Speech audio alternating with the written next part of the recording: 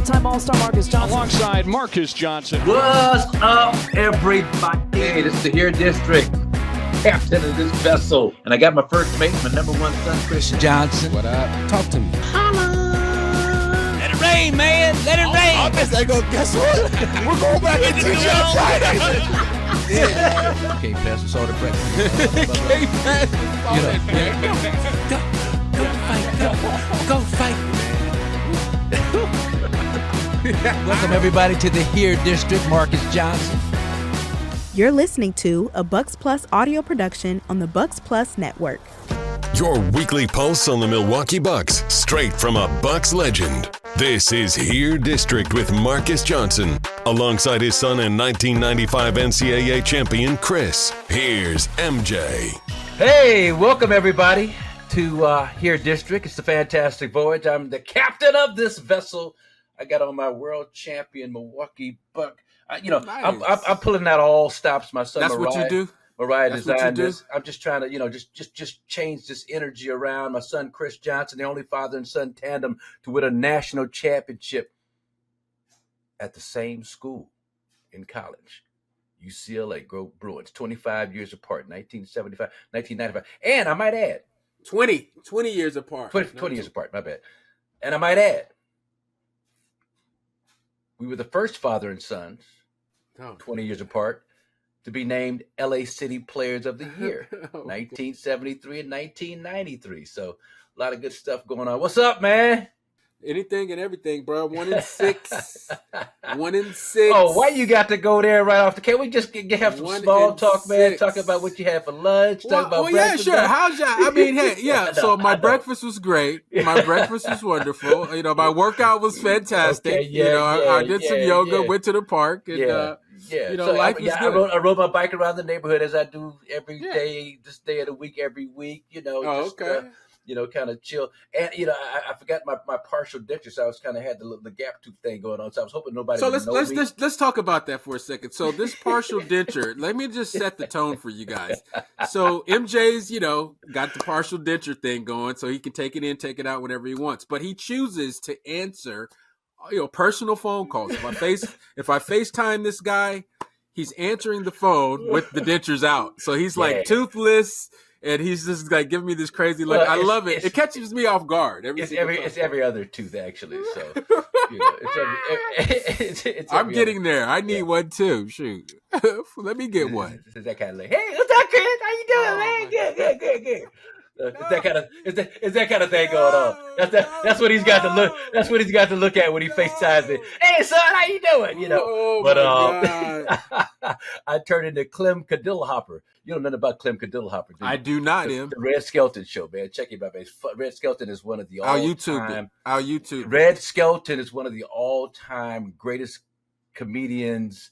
Just in terms of physical comedy and character and all that, man, this guy is on a whole nother level, man. Red Skelton. Is he funnier than your boy from Angels with Dirty Faces? That's James Cagney. Angel with Dirty. I'm thinking of that's the gangster movie. Rocky. I'm thinking, Rocky. She got. All right, you guys. She. I'm thinking of like She.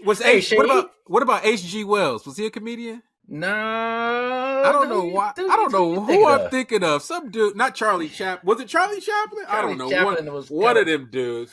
Yeah. That's bothering me, man. So 1-6, man. At the day of this taping, we've lost 6 games in a row. Woo. And got a couple of tough schedule coming up. But Utah coming up. We got the New York Knicks on the road coming up, and we've got the Boston Celtics. So here's the thing. The last 2 games against a team that is playing the best basketball in the league right now, the Cleveland Cavaliers. Yeah. 8-0. 9-0. They had the best start in Cavs history since 1976-77 was the last team to go, I think, 8-0. Damn. And on that team, I saw a guy the other night, Kris, in Cleveland that was a member of that basketball team. And you're pretty good at these old school ballers, man, but I think this is going to stomp you. Campy Russell, does that mean anything to you? Campy? Yeah, Campy, yeah, for sure. 6'8", but he was like a 2 guard. They call him a small forward, but he had a handle and a jumper. And I saw him the other night. He just reminded me of that 1976-77 team. But Jim Brewer, the great Jim Jones from Marquette, whose daughter Karita Jones is an executive with the Milwaukee Bucks, does an outstanding job. Another guy, kind of in the Toby Bailey, Jordan Farmar mold. Johnny, who was Johnny Johnson? I'm going with it. No, his name is Bobby Bingo Smith. This light skinned brother, man, that could just Bobby Bingo Smith. Just shoot the lights out.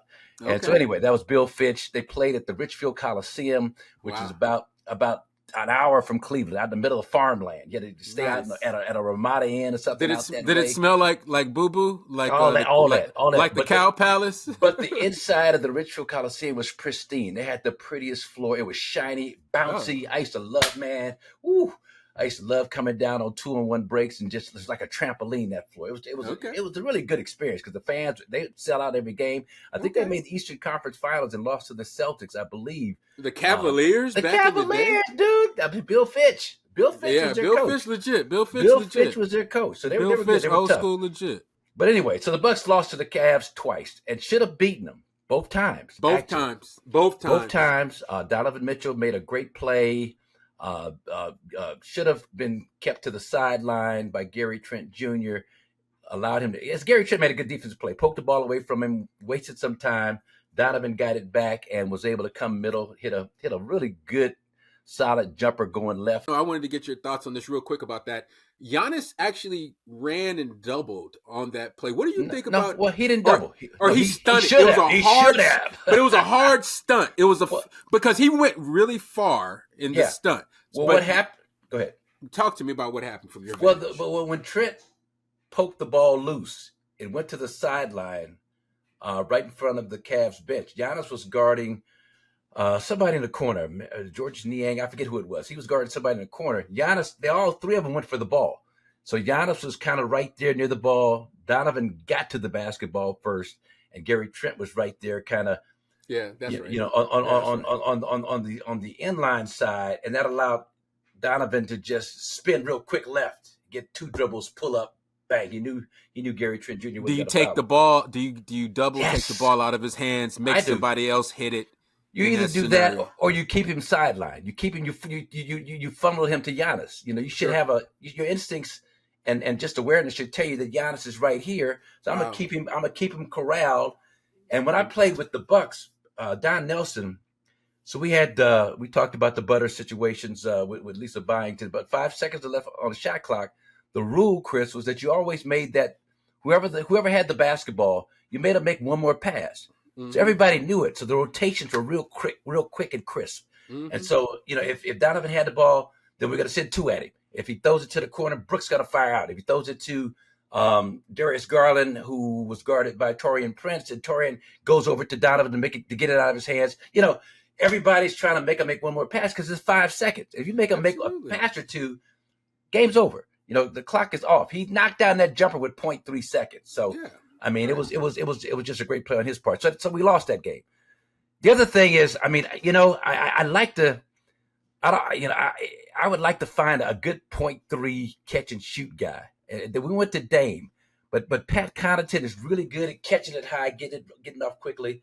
Green. Dame's miss wasn't that bad though. Dame's miss was really close. Dame missed it, but it was like it looked like a bucket. I mean, it was straight. No, it was almost in. But I get your point about just for future the art form of catching, turning, shooting. Just knowing who on your roster is really good at that. No, just knowing and putting a couple guys out there. So if they double team Dame, then I got somebody else coming. Plan B. Who's a good boom. You know, just keep it high, catch it high. Shoot it high. As my old coach at UCLA, Lee Hunt, used to say, hang it high, let it fly. Hang it high, let it fly. Anyway, rest in peace, Coach Leroy. Wait, who said rest in peace, Coach Lee Hunt? But who's rest in peace, Coach Hunt? But who said stick your hand in the cookie jar? Yeah, that was Coach Hunt. Yeah, just like you reach for a cookie, on the follow through. I still use that to this day. Like you're reaching for a cookie up here. That's how you got it. Yep. Yeah, like you're reaching up there. And that wrist has got to be loose like a gunny sack. Like a gunny sack. What the hell is a gunny sack? I have no idea. But that wrist got to be loose like a gunny sack. If anyone knows what a gunny sack is, please comment. It's got to be a gunny sack. Look like a gunny sack. And now they say gooseneck. But back with Lee Hunt, it came in, man. Talk about a whole cultural shift in terms of terminology and vernacular. Sure. And I love Lehigh. He was a great assistant coach, and you know what they tried to do with me at UCLA, man? They wanted me to shoot. Marques, you know, you're shooting 58%. You need to shoot 25 to 30 times a game. You know, I'm shooting about 14, 15 times. You're not getting up enough shots. And Gotta love Coach Bartow, dog. I wish if I'd have knew then what I knew now. You know, Gotta love Coach Bartow. We need you shooting 25 shots a game. You know, yes, sir. I was like, Coach, I'm from that wooden mold. You know, we gotta be on, you know, whatever. But anyway. So the point is that the Bucks lost a game they should have won, went to Cleveland without Giannis on Monday night, and man, this was the revelation. And you know, this is Doc played the young boys, you know, and we've been talking about this since we started this podcast last year. Refresh my memory. Last season. No, it was about Derry Bird. I mean, it was about AJ Green getting more burn and Andre Jackson. There was just this big kind of undercurrent of support for playing those guys more in Doc's when Doc took over. And, you know, we kind of had the conversation about, you know, Doc not really trusting these guys yet, how long that was going to take, and him kind of leaning on vets because the trust factor's already there for proven commodities. Right. And Doc's defense, and to explain his thought process was like, with an Andre Jackson Jr. last year, especially as a rookie, you know, I don't know what I'm going to get. Yeah. Pat Connaughton is more limited, but I know exactly what I'm going to get. And you can't knock that. Right. You can't knock that. That is how the NBA has been set up for as long as I can remember. But for me, from what I'm seeing from just this season, in particular, it's like the youth movement across the league is really at a place where it's making a dent in things. Like they're influencing the outcome of games. Playing young guys early is actually a move because of the style of basketball that's being played. Everybody and their mama in the league's pace is up, except for like the Spurs and a couple of other teams, probably the Bucks. The 3-point rate is up. Crazy. For nearly every single team in the NBA. Memphis is one whose 3-point rate went down. You know, 2 of their high-value 3-point shooters have been out for like most of the season this year, with Desmond Bane missing some games, Luke Kennard missing some games. But the reality of the situation is you got to play that style. And young guys nowadays, you put them in the game. There was a time that when you played, imagine when you were in the league and there was a thing going on with rookies when they got in the game. It was like the refs were in on it against the rookies to make the vets look like, you know, decent, like, you know, on the floor. So rookies are good whistle for 2 quick fouls. It'd be they protected the vets. When you're a vet, you got the friendly whistle, you got the benefit of the doubt, you got the ghost, the phantom whistle sometimes. Man, and what I'm seeing, and maybe, you know, this is all in my mind, but I see rookies now and young players now getting more of a chance to flourish in today's NBA. Because of the style of play, pace, and the emphasis on movement, etc., and then the 3-point shot. Every single rookie, pretty much, that comes into the league has been shooting threes his whole life. So guys are ready. Like it was like that Chicago game was such a revelation for me because when the Bucks played the Bulls earlier in the season, and when I say revelation, it was just like Jalen Smith coming out hitting 3 threes. It's almost like as a big, you would never in your whole entire career think that this guy Jalen Smith will be stepping out, hitting threes. So you're conditioned to not really worrying about a dude like that, leaving dudes like that open in the corner at the top of the key and really shading and helping at the rim and helping on pick and rolls and helping on dribble penetration. But for me, MJ, it's almost like if for the guys that are veterans in the NBA, especially on the Bucks, right? The vet guys, you almost have to recondition your mindset. All these skinny, long-armed, light-in-the-ass 4s and 5s will pop on your behind and shoot that 3 and knock it down. Noah Clowney, these type of dudes are effective in today's NBA. And I'm sorry for the long-winded thing, but it's just something that I've noticed and that is going to take a fundamental shift in mentality for bigs, particularly the older guys, right? You got to start sticking to dudes and live with that tough contested too, man. Yeah. You get a guy on the move, going to the basket. To overhelp now spells doom. We talk about it's a game of math. Yeah. You know, it's almost like, you know, before you could you could take the gamble that Jalen Smith is going to be a low 30% shooter from the 3-point. Now he's up around 40% or something. He's having a hell of a year shooting the 3-point. So now it's a different kind of an approach, and the Bucks are getting hurt a lot at times, kind of over helping. And look, Brook Lopez is one of the top guys in the league in terms of contesting shots at the basket, and we love that about him. But there are times when you've got to read the room. You got to feel the temperature of the room, man. And it's just like the Bulls came in and they was just on one. They made 21 threes against us or something like that. Then 25 the next game they had. So it's a totally different shift, to your point. And there were about 5 or 6 teams, I hadn't checked recently, shooting 43s per game. The 3-point volume was way up this season compared to even last year. So it's it's a real interesting shift. You talked about the veterans and how they get the benefit of that. I remember a game, Chris, my second year in the league, when I was averaging 26 points a game. We average up here, 26 points a game, my second year, and I'm going against the Washington Bullets at that time, the politically incorrect Bullets at that time. And so the game had just started. And so I'm hot. I'm just on one. Elvin Hayes is the star of the Bullets, the Big E. So Big E's going. We're matching bucket for bucket. First quarter, just going at it. He gets into it with an official. I forget who it was, but he gets into it with an official, cusses the official out. They kick him out of the game. The veteran. He's about 30. He's about 10 years older than me, probably 32, 33. Still great player. I'm 23 years old, 22, 23. Chris, they gave me 3 fouls within a minute. to even things neutralize. So we kicked the vet out. Now we got to find a way to you know what I mean, just to neutralize, to even things up. And they gave me 3 bogus bull crap fouls in about 2 minutes, and I had to sit out the rest of the half.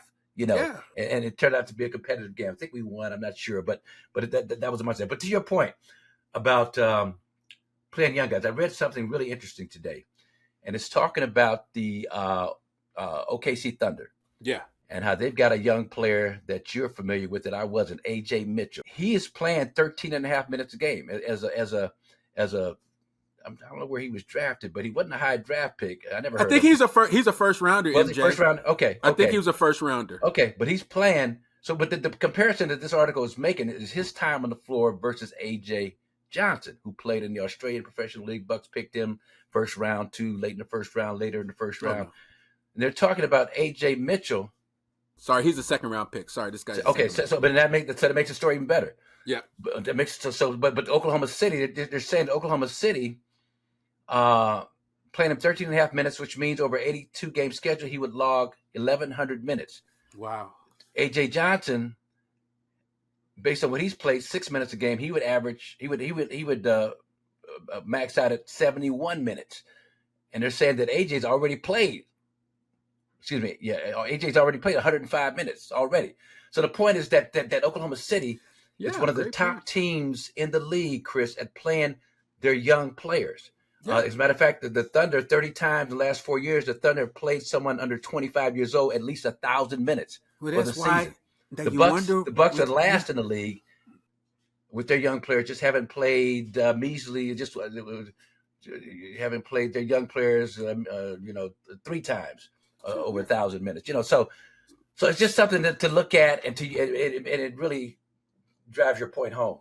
And look, it's also we're going to recognize the differences in both organizations, right? The Thunder is not the Bucks. The Bucks won an NBA championship in 2021, so their mindset for the Bucks is a little bit different when it comes to young players and all that type of stuff. But the reality remains the same, that in today's NBA, young players got to get to realize like the return on investment that you're going to get out of them as a draft pick. They got to get NBA minutes, and it's not the same league as before with this phenomenon of young players and he's not ready to play. Like, you're not ready to play if you're turning that thing over too much. You're wild and you don't, and maybe your jumper's broke. But if you could take care of the basketball and you could defend as a young player in today's NBA and knock down an open jumper, a la like Nebhard, Andrew Nebhard, AJ Mitchell, like all these kind of guys, like you got to play within a certain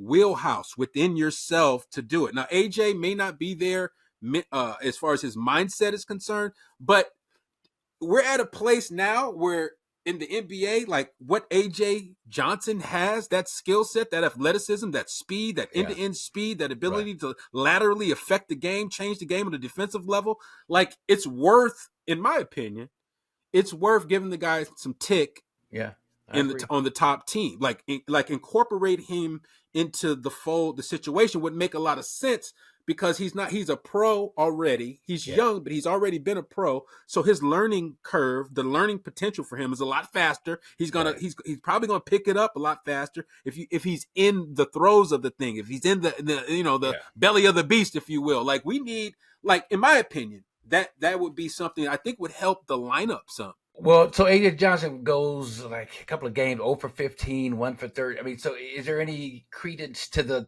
thought process of that you don't want to crush his confidence at 19 years old? And this is my thing though. He got there. You know, I was talking to his skill development guy that you know out of Fresno. What's the guy's name? Mike Hill. Mike Hill. So Mike Hill was at a game and we had a great conversation. And he was showing me old clips of AJ when he was 10, 11, 12 years old, working out, developing him, doing the stuff that they were doing. Yeah. But the point was that he got there. I mean, to shoot 15 times, get there, and just kind of, you know, of the 15 misses, 14 misses, probably 8 or 9 were real makeable. Kind of rolling around the lip and all that, shoot a little long. It wasn't like he was just throwing up some garbage. No. And the fact that he had the quickness, though, on the NBA level to blow by and get there. You know, so and you know, the finishing part comes with repetition, with reps. The more reps you get on finishing against bigs, finishing against athletes and all that, the better you're going to get at it. So 100%. I totally agree with you, MJ. I think it's just, you know, some teams, some organizations are ahead of the game when it comes to their young talent and how they develop and the route they're willing to take, you know, the losses, the headaches, you know, the L's. It's like how many L's, but here's my point though, about young people now, young players. If you're 1-6, it's like, and Doc you saw it Monday night in Cleveland, giving these guys an opportunity in meaningful minutes. Right. You know, it's like, let's see a sample size of these guys when it really matters, how they affect the game. Like to me, it's like the end of game minutes never really give you that good sample because because that young crew has looked good. They've come in and done some things. I remember we were down 20 something against somebody, cut it to like 8 or something crazy with the young crew. And I was just like, good Lord. Yeah. But giving them meaningful minutes, and now they got the confidence, the trust. We're going to see it a little later, just on how guys are responding. There's also something about team morale too, MJ. When the bench guys, the bench mob, the young guys, when they start to hoop, you could see it. It has a chance to reinvigorate you. The older dudes love it. The older dudes love it too. You're taking a lot of pressure off of them. I ain't got blisters on my back because I got to carry. You know, I got to be Atlas with the weight of the world from Giannis or even Dame. You know, you got a nice rest, and these guys have cut into a lead, or they've increased the lead, or they've held the fort. It's like, cool. Absolutely. But to your point, so I did a little bit of a deep dive. My favorite site, Cleaning the Glass by Ben Falk. And the thing I love about that site, and I always give him props because he gets rid of the garbage time stuff. Okay. So when it's a blowout or whatever, you know, he didn't count all that. He counts the meaningful minutes in all of his stats, which I think makes them more valid than just normal stats. A little more valid. But so he doesn't see. So on his site, you can look up kind of the on court versus off court, but so the combination of Andre Jackson Jr. and AJ Green, on overall differential, the difference between offense and defense, they're plus 15.6, plus 50. That's in the 90th percentile. Their points per possession, 119.3. That's in the 81st percentile. It's not bad. It's not bad. Solid effective field goal percentage, 68%. Yeah. Which is the 100th percentile. So they're shooting lights out. And then defensively, they're in the 93rd percentile, effective field goal percentage, defense 67th percentile, offensive rebound percentage, 100th percentile, just 3.6 offensive rebound percent. So, I mean, they and it's a small sample size, obviously. It's just 57 possessions, but it gives you an idea how effective they've been, these young guys, as a tandem. And as a matter of fact, let's take a look as we segue into our favorite segment here on Here District about that action. We're going to take a look at these two young guys, but especially Andre Jackson Jr. And this ain't your regular, ESPN, Sports Center highlight, the dunks and flying around. This is just the nuances of the game that get impacted. Now watch this missed free throw. Here comes Andre Jackson Jr. Jump, tap. Okay, run it back. This is young leg. This is a double jump, Chris. This is keeping it alive. And watch how he sneaks in from the right side off the miss, jump, tap, and has the presence of mind to tap that to DeLon Wright to prevent Cleveland from getting an offensive rebound off a free throw miss. That's one of the things that hurts you as much as anything, right? I mean, it's a long rebound, and you don't box out or whatever. But he just comes in, knocks Bobby Portis out of the way, double tap, Bucks get possession. So that's the first play. Well, offensive rebounding, real quick, if we could stay on this, offensive rebounding has been the bane of the Bucks' existence this entire season. Second shots, extending the possession, backbreakers, and possessions when you really need to stop. The Bucks have not come up with those 50-50 balls. They have not come up with that offensive rebound. So the value that's placed on what Andre Jackson Jr. is able to do just goes through the roof, because now you're getting a guy that can come in and instead of Evan Mobley grabbing that and extending it to a 9, maybe a 10-point lead, now you're actually going the other way. If DeLon actually hits AJax on that, AJax might have an opportunity to get up the court for a dunk. Not only does he tap it, but watch him fill the lane right here, MJ. Yeah. Bing! He's out. He's out. And he drags two or three at least a couple of defenders with him. Now that opens up the floor. So it's all kind of value in that kind of athleticism. Okay, that's the first play. About that action. Play number 1. Play number 2. Now watch Sam Merrill. He thinks he's got an open layup. He thinks he's got a wide open layup. Here's block. Andre Jackson Jr. Give it to me. I'm going to push it. I love this little crossover left to right. And then who is that? That's the other young leg. AJ Green.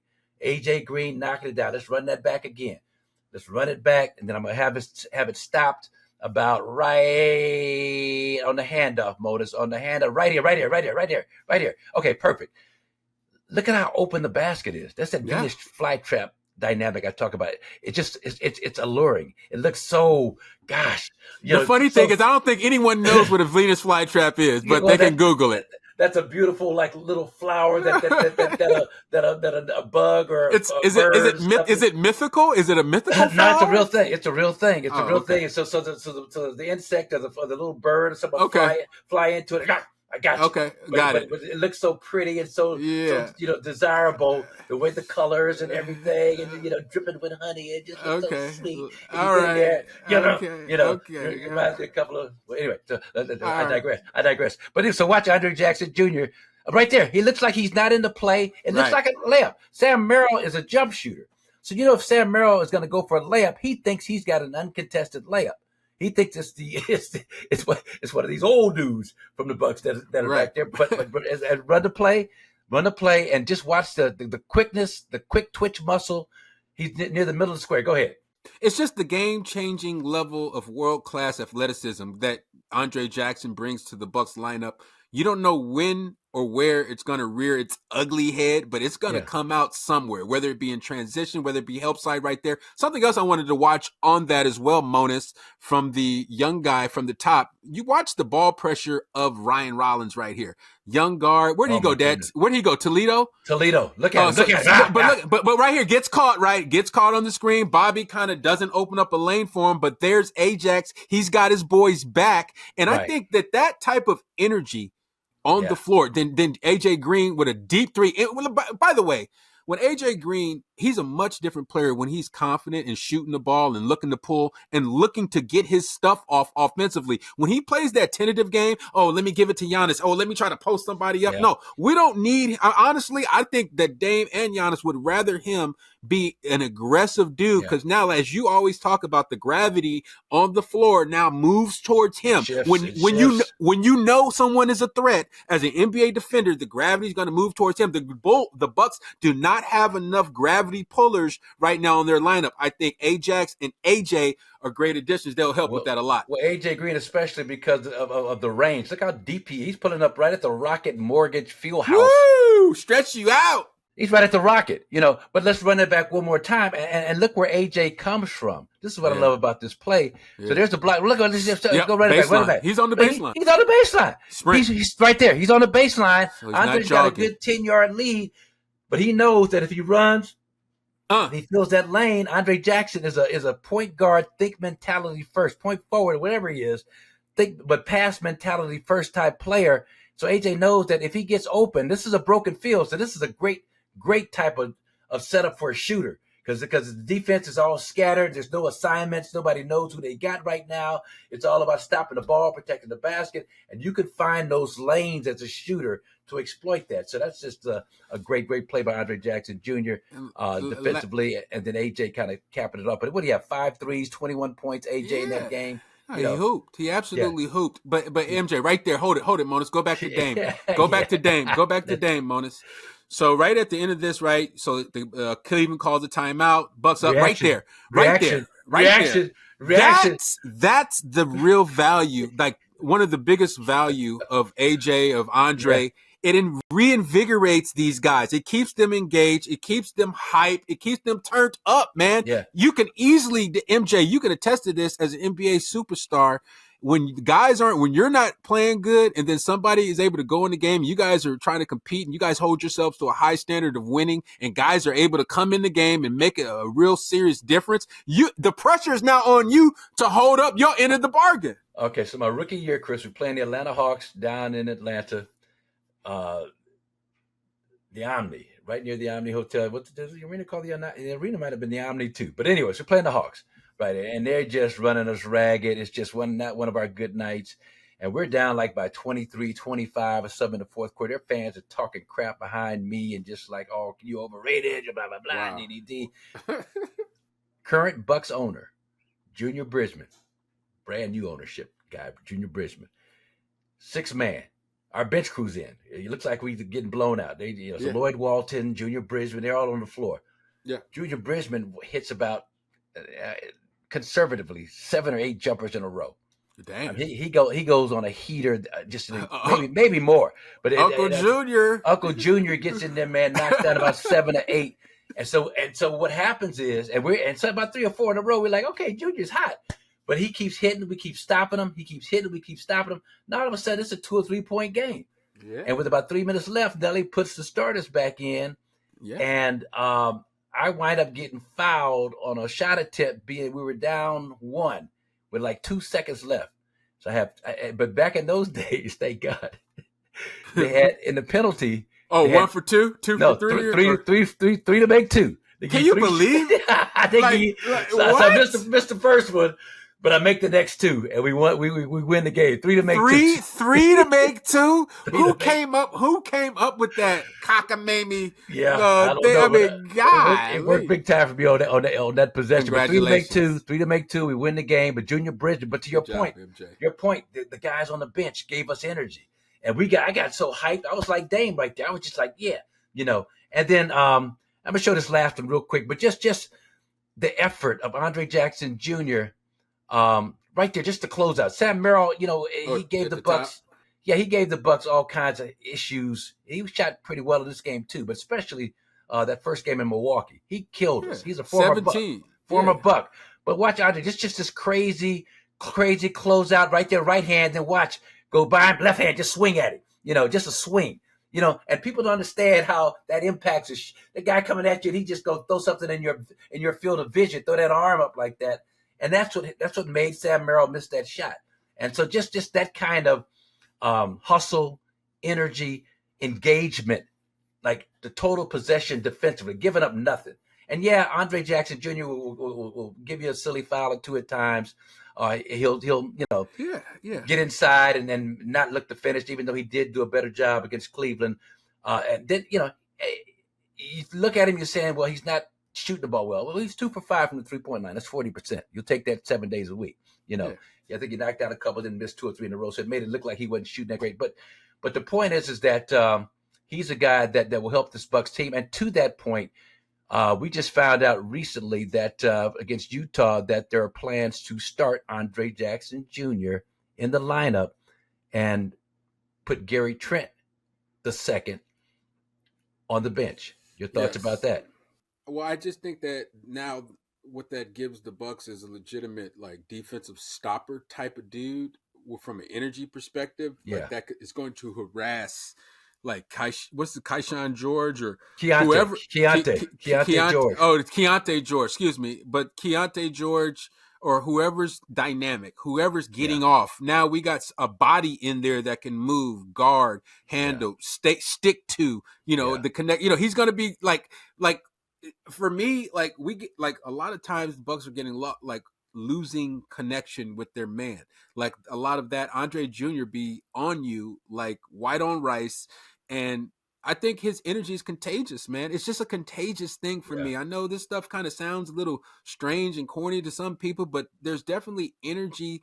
There's an energy that takes place on the basketball floor that you can plug into, and Andre Jackson Jr. has that energy, and hopefully the rest of the 4 guys that are out there with them can plug into that energy and make extra effort winning plays. It's going to be about the winning plays, MJ, for the Bucks, the extra effort, the second, third effort, the second, third rotation, the blockouts, the diving on the floor, the tips, the deflection. It's going to take 48 minutes of just straight up effort, man, to, as if we're going to get to the playoffs, like Doc says. And Gary Trent Jr. was struggling. I mean, I'm looking up his numbers against Cleveland on Saturday and Monday. Saturday 1 for 7 in 21 minutes. 1 for 10 on Monday. More importantly than the field goals, you could see a loss of confidence in Gary Trent on the shooting. And when he shoots, you can put his head down. He's not shooting it to make it anymore. He's aiming it. Right. And then when he takes it, and tries to create, he just doesn't look like he really wants to. So it's going to be, I think this is a good time for the change. And Gary Trent Jr. might be better suited with a different rhythm on the floor offensively with that second unit. Yeah. And that's the thing, fortifying the bench scoring. He gives, so if he can get back, get his offensive flow back, which is formidable. I mean, he's a really good offensive player. Buck fans know we saw him up close and personal in Toronto. He lit us up on comebacks and all that in fourth quarters. And I'm a believer in Gary Trent Jr., but right now he's struggling. So you got to understand that you got to change things up for him, like in baseball when they give a guy a day off or whatever. They just change things up a little bit, change the rhythm up for him a little bit, and maybe he sees the game from a different lens, different perspective, and that has a carryover in terms of his confidence, because he's in a precarious situation. This is a contract year. He took he rolled the dice on himself. You said it. You said it on the broadcast. Try to get paid for next year. You already So that's more pressure, and so that's something else to have to think about. And taking the pressure off of him is putting him on the bench now. But because now he's going to come in against guys that have been being harassed by Andre Jackson Jr. for the last 5-6 minutes. Right. So now defensively, because Gary Trent Jr. is not as bad as a defender as the numbers may say at this point, because I see the effort. I see he's great with his tremendous effort, great with body positioning. Yep. Can make high IQ reads and things like that. So I think his tapping into him as a defender is going to be paramount for the Bucks, especially with him coming off the bench. Yeah, no. So I like that move. We'll see. We'll have a nice little sample size by the time this show airs in terms of just the effectiveness of this move for Doc Rivers. But I like it. I think it's you lost 6 in a row, right? I mean, you got to do something. You lost 6 in a row with 2 guys who are top 10 scorers. What does that mean to you? I mean, it's Giannis and Dame. Well, top 10, and 6 in a row. What's going on? People want to know. I'm getting all kind of calls. Antonio Daniels come on my show. Everybody wants me to be on this show, and I'm saving it for the pop. I'm saving it for here in District. I'm not giving up my intellectual property for free anymore, man. I'm saving it for this. Well, thank you. What's your thoughts on kind of where this team is with those two? Are you? Here's the question. Are you happy with those two, the way they played so far, and it's just a question of everybody else kind of picking up their level? I mean, you're happy with those two with a lot of areas in their game. Offensively, the points, the production has been there. They've been, who somewhat of who they are supposed to be. My only thing is with both guys, Dame and Giannis, I just feel like there's a level of sacrifice that needs to take place on the offensive end for both of those guys to make so that they can exert more energy and be just a little bit more sound defensively. I feel like that winning plays, the stuff that made a guy like Drew Holiday so effective and so valuable, it wasn't necessarily the points and the assists, but just how he would affect the game. And I'm not asking Dame to be a Drew Holiday level defender who's going to be a Hall of Famer and arguably the best defender at the point guard of his generation, but you just ask for the efforts, the second effort, the third effort, the rotations, the blockouts, putting your body on guys, giving up for the greater good, sacrificing for the bigger goal of the team. It's for me, this first 7 games has been, a lot of business as usual. We expect Dame to come down, bring it up, knock down threes, be that guy.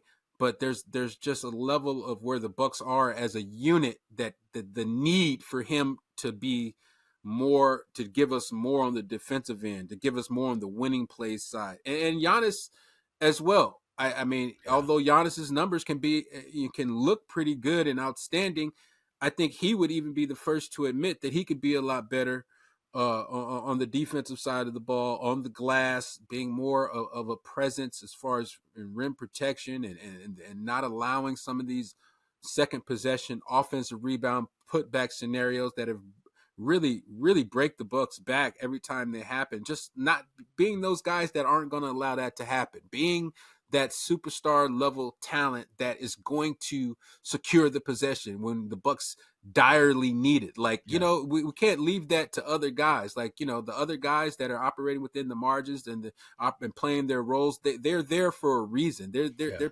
paid that salary to do those type of roles. But, we need everything from our 2 big guys on the offensive end and on the defensive end.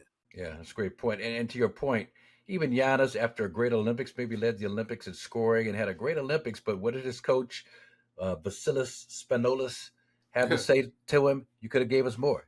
Your defense could have been at another level if you gave us a little bit more defensively. And I think that's your point. I mean, the offense is, never any complaints about that. But just and to me, I saw it against Cleveland, Cleveland at home and Cleveland on the road. This team, the spirit was not quite there. It was some disconnection, the connectivity, the connective tissue of just being, just one complete unit. It was just not there for whatever reason. The new guys trying to integrate themselves into 2 new guys, no Chris Middleton and the considerable amount of value that he brings to this basketball team tangibly, point differential and all that good stuff, but even more of the intangibles, the leadership and all that. But it's getting better. It's getting better, and hopefully it will continue to improve. But and then with Dame also, I mean, the turnovers, got to call it like I see it. The turnovers on double teams. It's like teams have scouted Dame. Yes. And they know when he's going left, they send 2 big long bodies at him that sometimes he will leave his feet and throw that hard pass across his body back. Yeah. Try to get it to the middle, and they're sitting on it. So they got arms and limbs and everything else. So it's just, I don't know what the solution is, but just being aware of that. Against Cleveland, in Cleveland, he had a backcourt violation when they sent 2. And see, this is what teams are going to do. Good teams are going to send 2 at him late in games because they know tap the TSO time. They've got a new NBA promotion, the TSO late game shot game winner or something. But that's Dame. Dame is sponsored by TSO. That's one of his endorsements. So I say, I always say you time to tap the TSO when he's hitting those late game shots instead of Dame time. But they're sending 2 at him, and so he just got to do a better job of getting off the ball early. And we talked about this, you and I, getting off the ball a little earlier sometimes.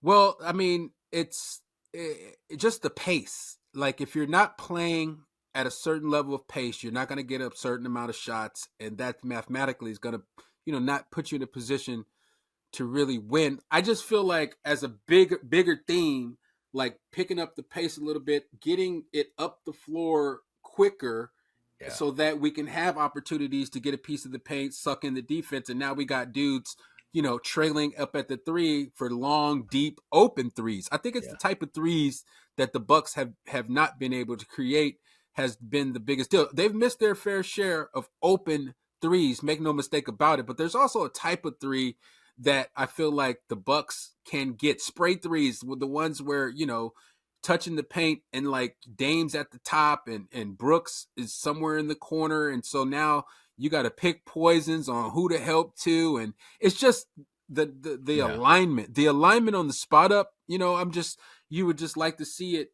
get a little bit tighter. And then the last point on just what we're looking at Dame, he's still, if you had to give me a guy in the last, minute of the game, 30 seconds of the game where you absolutely need a bucket, he's still like in that top 2 or 3 guys in the NBA that I would trust to give the ball to bring it home. So make no mistake, Dame Lillard's still Dame Lillard. What we're asking, and I think what it takes at 1-6 to get to the goals, to championship level goal that the Bucks have, what it takes is a level of sacrificing what's in your wheelhouse, what's in your kind of standard game that has made you so successful as a professional over the course of your career. Now you got to kind of sacrifice certain things so that you can do some other stuff.